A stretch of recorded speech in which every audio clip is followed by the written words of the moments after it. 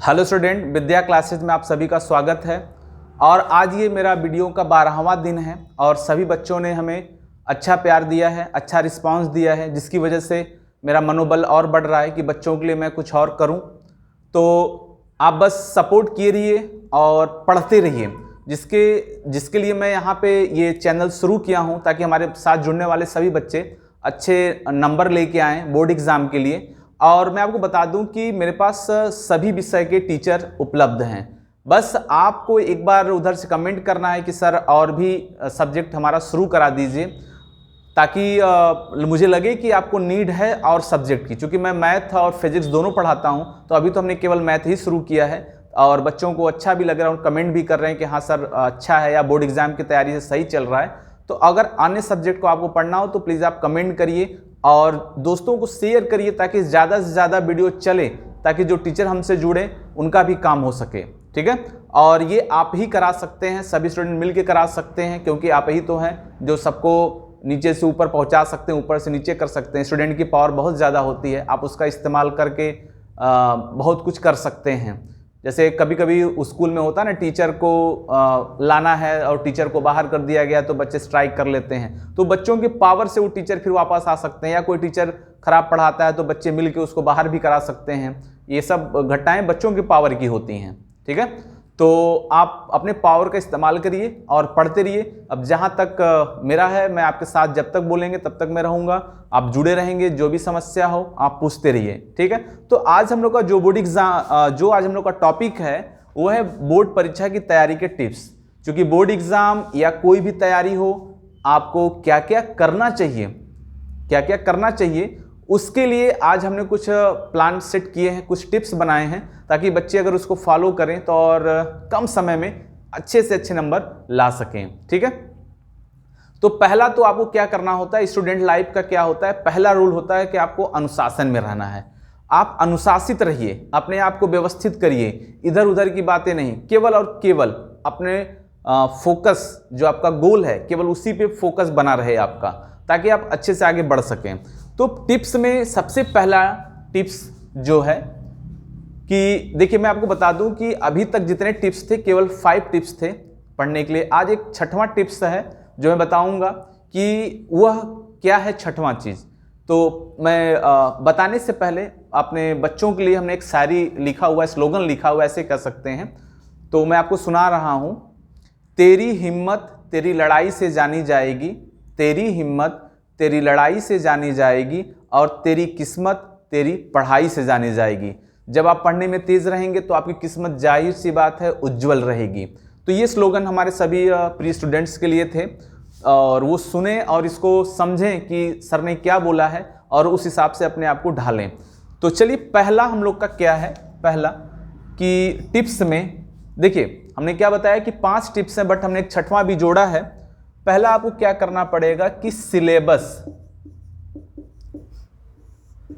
समझना है, आपको समझें। देखिए, सिलेबस समझने का क्या मतलब है पहले समझ लीजिए आप लोग इसको भी।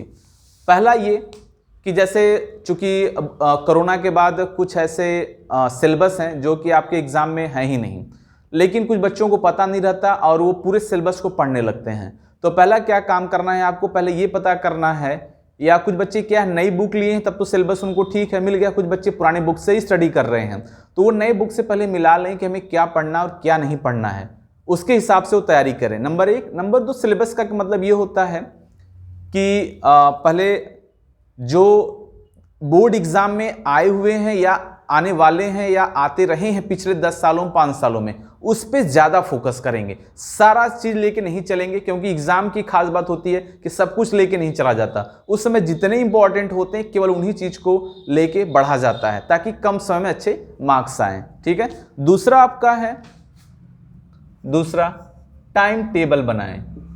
इसके बारे में बताता हूं। टाइम टेबल क्या है, टाइम टेबल बनाएं। अब ध्यान दीजिएगा, टाइम टेबल बनाने का क्या मतलब हो गया। जैसे कुछ बच्चे बोलते हैं कि हम रात को 8 बजे से 10 बजे तक पढ़ लेंगे या 11 तक पढ़ लेंगे, फिर सुबह उठ के 3 बजे से 6 बजे तक पढ़ लेंगे। मान लेते हैं गलती से उनका टाइम निकल गया, जैसे 3 बजे उठने वाले थे, अब बज गए 4:30, तो क्या बोलेंगे कि अरे तो टाइम मेरा निकल गया, अब क्या पढ़ें। ये तो गलत बात है, क्योंकि हमारे यहाँ सबसे ज़्यादा बोला जाता है जब जागो तभी सवेरा। जब आप उठ गए हो, अभी ना सोचो कि मैं 3 बजे से पढ़ने वाला था, लेकिन अभी भी पॉजिटिव सोचोगे, अभी मेरे पास 2 घंटे 1.5 घंटे हैं, मैं पढ़ सकता हूँ, उसका उपयोग करिए। पहला तो टाइम टेबल ऐसा सेट करिए जिसका फॉलो कर सकें। कुछ बच्चे टाइम टेबल ऐसा ही बना देंगे, उसको 1-2 दिन के बाद वो फॉलो ही नहीं कर पाएंगे। तो ऐसा टाइम टेबल आपको नहीं बनाना है, जो आपको सही लगे वही टाइम टेबल बनाइए। ठीक। नंबर 2 क्या इसमें टाइम टेबल में है कि एक टारगेट करिए कि 10 दिन के अंदर हमें ये सिलेबस तैयार कर लेंगे, 15 दिन के अंदर इतना हम पढ़ लेंगे, और एग्जाम आते आते इस चीज़ को ऐसा सेट करें कि 8 से 10 बार हम रिवीजन कर सकें उसको, ना 8 से 10 बार तो 4 से 5 बार कम से कम रिवीजन कर सकें। ऐसा एक टाइम टेबल सेट करना होगा। ठीक। तीसरा हम लोग का है जो कि मोस्ट इंपॉर्टेंट है, नियमित पढ़ाई करें। तीसरा क्या है आपका, नियमित पढ़ाई करें। अब देखिए नियमित पढ़ाई करने का क्या मतलब हो गया कि जब आपने जो टाइम टेबल सेट किया है या टाइम टेबल नहीं सेट किया है, लेकिन आप रोज पढ़ते हैं 2 घंटे 4 घंटे, तो वह आपका रेगुलरिटी रहे, टाइम को बढ़ाया जाता है। 2 घंटे पढ़ रहे हैं, ठीक है, अभी एग्जाम बहुत दूर है, 2 घंटे 3 घंटे इनफ है, बट जैसे जैसे एग्जाम आता है टाइम आपको क्या करना होता है, थोड़ा बढ़ाना पड़ता है। बढ़ाएंगे तो कम समय में सिलेबस को अच्छे से तैयार कर पाएंगे। और चूंकि जो बच्चे टाइम बढ़ा के पढ़ते हैं, एग्जाम आते आते वो अच्छा खासा तैयार कर लेते हैं, और एग्जाम के पहले सब कुछ उनका तैयार हो जाता है। नियमित अगर आप पढ़ रहे हैं तो आप यकीन मानिए एग्जाम के पहले सारी सिलेबस को आप कवर कर लेंगे। 2 से 3 बार, 3 से 4 बार आप रिवीजन कर चुके होंगे। ठीक है, चलिए अगला देखते हैं हम लोग।